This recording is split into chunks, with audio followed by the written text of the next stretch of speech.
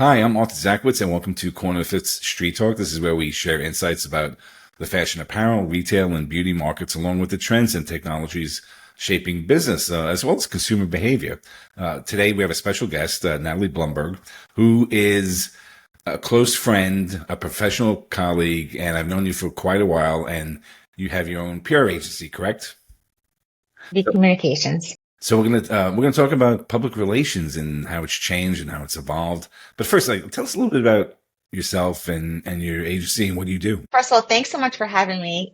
I'm a huge fan of everything you've done before, and I'm super excited about Corner Fifth and your team, and I think that there's so much opportunity. I started off my career at Morgan Stanley in finance, and then I moved to an investor relations, public relations agency, and I went to big and large firms. And then about 11 years ago, I started my own thing, and it's been really great, and I've learned a lot.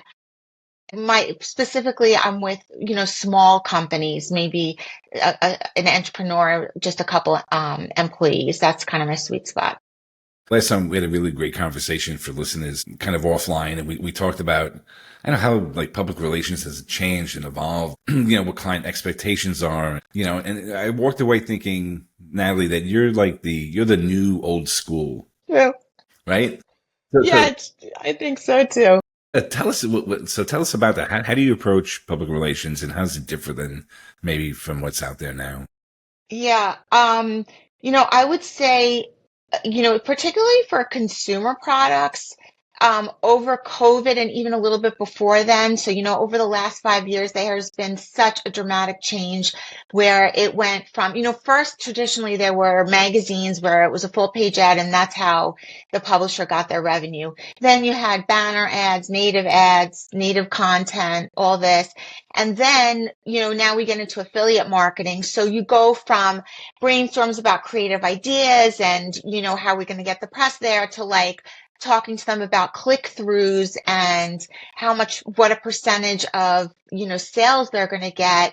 You really have to change your perspective. And now everything's changed again, where you have to talk about AEO, which is answer engine optimization, GEO, Google optimization, even now I'm reading something about Reddit optimization. So the job has changed a lot. I still think that there's a lot of room for creativity, but it's really essential to figure out, where should they put their efforts into all these changes that are happening? So we should back up actually. Public relations.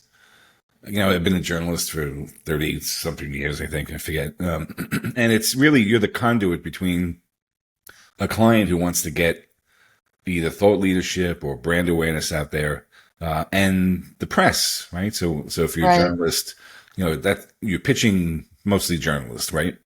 Yes. It's really interesting because, I think back in the day, you would get a press placement, Oprah Winfrey, I think, is really the best example of this. So you had a shoe, a belt, whatever, and Oprah covered it and you became an instant sellout success. But now there's so many more pieces to that. And so I think PR has gone from press placements, which, however, whatever that means, to also being like a bigger piece of the puzzle, where maybe you include influencers or LinkedIn strategy or social media strategy, or maybe there's panel discussions or speaking ops.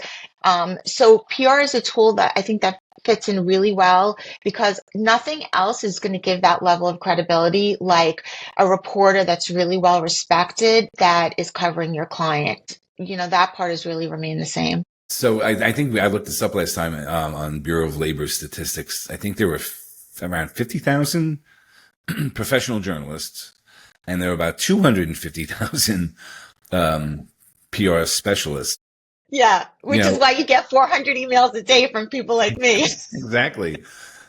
And so that's interesting because, you're being, as a journalist, you're being bombarded, as an editor, you're being bombarded with pitches all the time. So how do you stand apart from just throwing 100 emails out a day? Yeah, I think first of all, as a publicist, just don't be scared. It's really hard to not feel that negativity. So when I read those kind of statistics or I join these Facebook groups or LinkedIn groups or whatever, and there's 60,000 members, I try not to really think about it because there are so many different categories and ways to do things. And just because I do things a certain way, it's not necessarily right for everybody. But, like you said, I'm like old school, new school. It's relationships. I try not to hard sell if I think my client's not a good fit, but I also try and keep a touch with different reporters. And when I do have something, I think that they're more apt to listening. The bigger issue is that, like, there's all these AI tools that are saying, just put in your CEO's name and we'll come up with the list and we'll send it out. You can do that. Maybe you'll get something, but if it was that easy, Right. none of us would even have a job. And I know things are shrinking, but, as part of that discussion, I think it's really important to understand, like, be okay with asking a reporter that's a friend, like, how does it work? Like, how important is data? How important is click-throughs? And also ask them, what can I do to support you? Does it help if I put it in my newsletter? How can I tag you? Is it okay to put the clip on my website? Publicists really need to have a plan on supporting reporters and the press so that they can be successful too. So some of my pet peeves over the years, um, like I would get an automated email and it would say, "Dear Andrew," and I would stop reading. I would be like, wrong, Yeah. or they would, they have a new hair care product, you know, and like they don't do their research, or just not even, or missing the mark on what the publication is, Yeah. and not understanding, who you're pitching. And you're right. It goes back to like kind of having developing that relationship, a real relationship, Yeah. not something that's like, a quick email. Here you go. What I liked about your emails is that you kind of knew who you were pitching, right? It was like, it wasn't off the mark. It was relevant. So relevancy is important. And I think the other thing is, ways that you could help, or just PR specialists in general. And it's so funny because, again, I was getting so many emails, is understanding what the pressure that I'm under, right? So, if I was a daily newspaper reporter for many years, and I had a daily deadline, and like knowing that and getting to me, but understanding too that I may not get to it like right away. Like it may be important to you. Yeah. But I have, I have to balance my time as well. And I have other stories in the pipeline. So it sounds so simple it is, I guess it is simple, just knowing who you're pitching and making sure that you're respectful of them and their time. Actually, can I go into a little bit some other things that maybe might help other people? Yeah, I love that. Um, there are a lot of free tools out there. I really like using Google Trends or just some SEO. SEMrush has a lot of great tools. So reporters are going to be covering what's trending in the news. And there are a lot of ways for PR people to be a part of that. So, maybe your client says, oh, I have this new thing coming out, but maybe when you check Google Trends, it looks, or whatever tool you're using, it shows that there's something else. So, reporters are, at the end of the day, they also need the clicks on the article. So make sure that you're fitting into the coverage that's being discussed at the moment. And I think the other thing is SEO your emails. When a publicist needs to make sure that in the subject and in the body that there's something that once the reporter files it in their folder system of their emails, that if they start to work on that story again, that they can quickly pull up your email and your contact info. Like I'm sure the majority of publicists you've spoken to will say like, oh my God, I pitched this 6 months ago and now the person's reaching back out to me. It really happens all the time. So those are some things that I find, really, really helpful. And, I've also subscribed to a lot of Substacks, and I came across one that was really interesting. This publicist talked about story seeds. So they actually propose 1 to 2 headlines. They give one sentence of how their client would fit into it. The headline is only 10 words and their entire pitch is 50 words. So I have a little post-it, on my computer to remind myself to do it that way. And I have to say, like, making it scannable, I think publicists can increase their results and also help a reporter like get through everything. Yeah, making it snackable, right? Those are like Right. Yeah. content pitches, Yeah. Yeah. and that's I'm gonna go back to the subject line like that. That's really important. I've seen it evolve over time. from the very like personal to like quirky to like using symbols and little weird hash. I don't even know what that was. That was a weird time. What do you suggest for subject lines? Just keep it simple, or I think, now everything has to be like optimized for AI and everything. So I have to read a little bit more exactly how I'm doing it too. I'm always trying to evolve, but I try and keep the keywords in there so that when somebody goes back to their emails, they'll pull it up. I do try and keep it short. Before I'll send out like a bigger pitch, I'll actually try a few different subject lines to see what works. I think the most important thing that publicists forget a lot about is think about being on the other end of your email. Like if I sent this if I received this email, what am I thinking? What's my response? Am I like, what is this? Is my client big enough that it's worth my word count to put them in there? What is the seasonality? Is it for a gift guide? Is it because Bitcoin is halving and you have an expert that can comment on it? Is it like a merger that happened in retail that you have somebody that can speak about, or data or a survey? So just be on the other end of that email and start from there. do you use help a reporter out or quoted or any of those? Oh, yeah. I have so many. I don't even know where to start. Yeah, I mean, Peter Shankman is amazing with SOS. Harrow is really good. I subscribe to Quoted. There's a hashtag on X. There's all different Facebook groups like PR czars. So I try and use everything. And I think what's interesting too with journalism is that a lot of reporters that have left certain places, they're starting out with their own Substacks that are really gaining a lot of traction. So I'll definitely start out with a month-to-month subscription just to support them, and then if I'm getting value, I'll continue and recommend it to my friends. So definitely, there are so many tools that are really helpful. And, if you can focus on what part of PR you think you can be really good at, then it's easier to pick and choose and not get bogged down, because you could literally spend hours going through all these resources.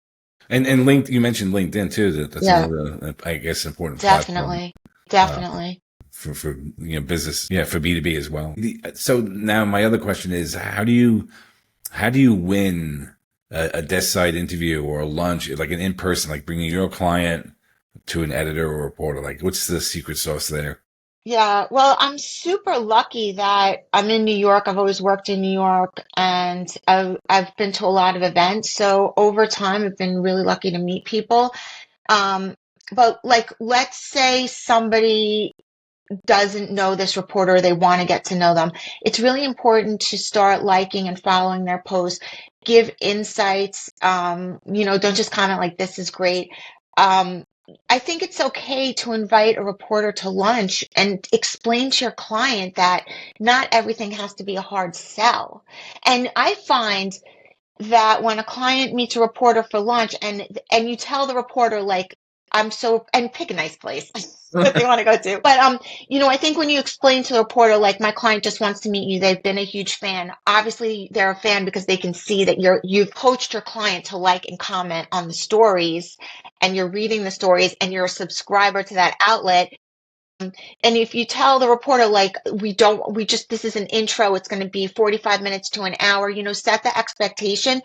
Really, I can say from my experience that I've come out way ahead where it has resulted in features, or, the client's not pushing, the reporter's not pulling back. Like, there's an openness to sharing of ideas, because it's just being friends, and showing that your client can be a resource, which I think is often more important than, whatever their new campaign or new launch is, that to show that your client is available, on a tight deadline, to give insights into the industry that they're a part of.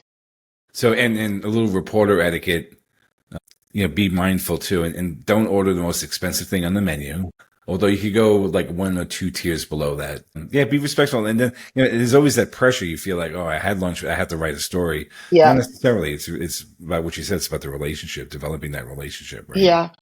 So, And I think a good client will understand that. I think when agencies inherently put a lot of pressure on the account people for coverage, quantify, qualify, and it doesn't really give as much room to just say like, I just want to have a relationship with this person, and then down the road something will come up, which ends up happening sooner than later. But I think that when clients understand your reasoning behind it, and then it starts working, they'll really trust your recommendation. And I think for the long term, it really does help. But explaining, why you think a hard sell is not a good idea in a very gentle way, and then showing places where you can put the hard sell is also important.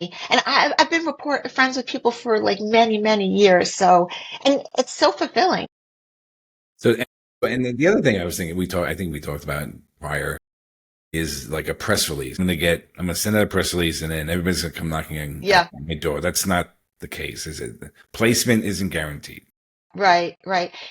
I see press release. This is another place. I should make a list of like old school, new school. Back in the day, I used to get a call from somebody that would do credit checks. They would check the person's name, they'd check the price of something, they'd make sure that the quote was accurate. But that position doesn't exist anymore. And there'll be one editor that's literally reviewing dozens of stories. So I find that a press release is a really good way to ensure that some of those details are correct when the final story is published, because there's that reference point. And it's a really good way to brainstorm with the client to make sure there's a structure to the pitch.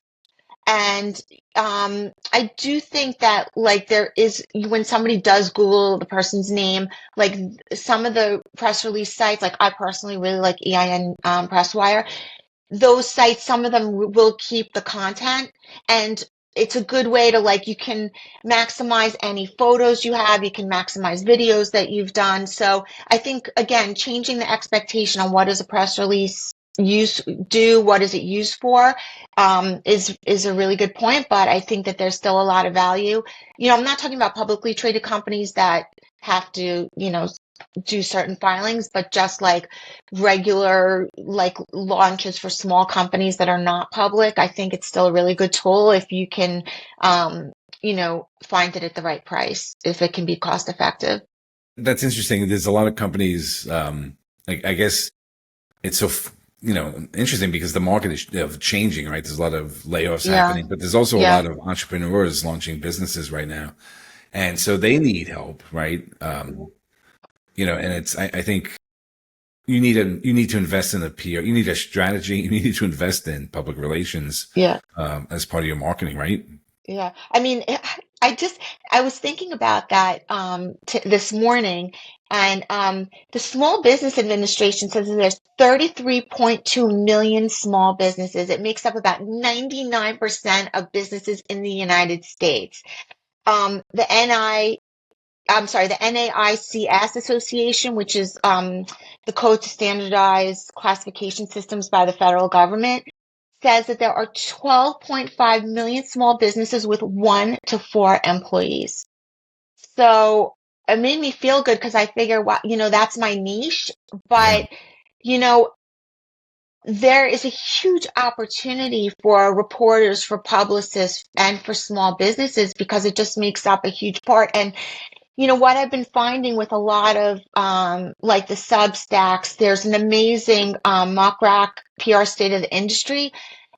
But what I'm finding is like a lot of these are just talking about things that really apply to large businesses. Like, there's all this talk about how AI and the Google snippets, and how 85% of, that the AI generated answer comes from like US News and World Report and Time and USA Today and Wall Street Journal. So I'm hearing more and more from clients like, the expectation is, I want CNN, I want Fox Business, I want MSNBC, and it's like, okay, you're really small, you haven't said very much, and you don't have. So, like, as a publicist, here you have this dynamic where, like, there's this enormous opportunity with small businesses, but you have clients that feel like, I'm paying you, just get me on. Yeah, we're out of time, but I think Okay, yeah. we'd like to have you back at some point and Thank you. do an update. But Nataly, thank you so much for tuning in with us listeners, and thank you, Nataly, for joining me today. And we'll see you soon. Thanks for having me.